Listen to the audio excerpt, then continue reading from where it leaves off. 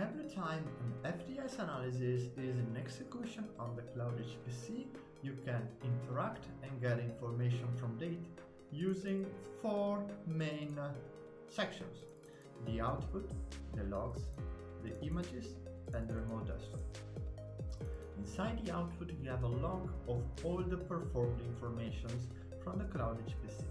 In particular, you can read how many gigabytes of hard drive have been allocated for your analysis.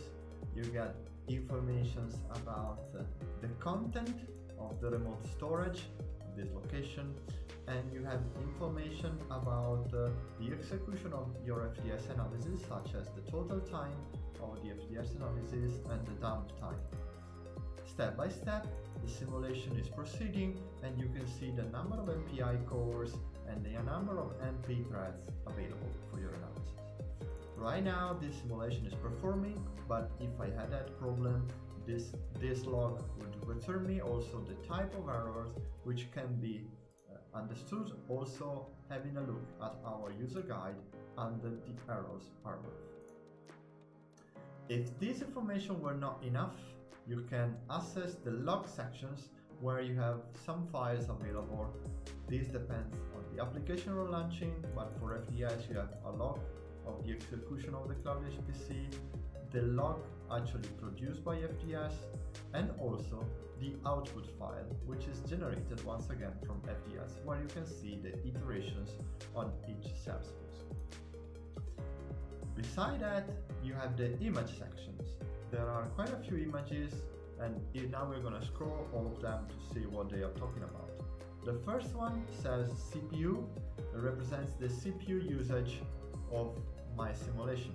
In particular, we want the red line, so the CPU usage to be at 100%, as close as possible to 100%. The second image represents the distribution of cells among the cores I have allocated. 0 is the first core and 7 is the last one. I want the cells distribution to be as even as possible, so these bars to be almost as high, equally high among them. The third image represents the RAM usage on the cloud. In general, this is the least important image, but we have to focus that the red line, which represents the free RAM, doesn't go towards 0 too quickly.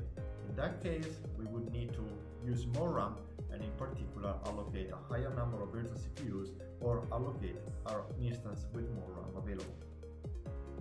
And then there are the data monitoring. If we have devices in our simulation with FDS, automatically CloudHPC plots the runtime of the devices, so we can track temperature, velocities, visibility, and any other variables we specified inside the FDS file.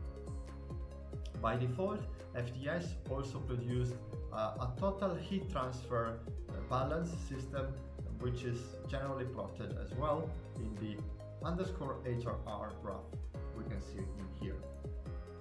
And finally, the most modern FDS versions, they also have information about the time steps, the total simulation time, and the total CPU time which is being performed so far.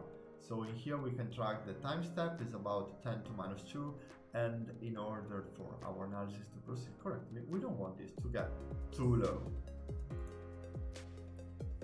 The final step is the remote desktop, thanks to which we can monitor the analysis using Smoke View, for example.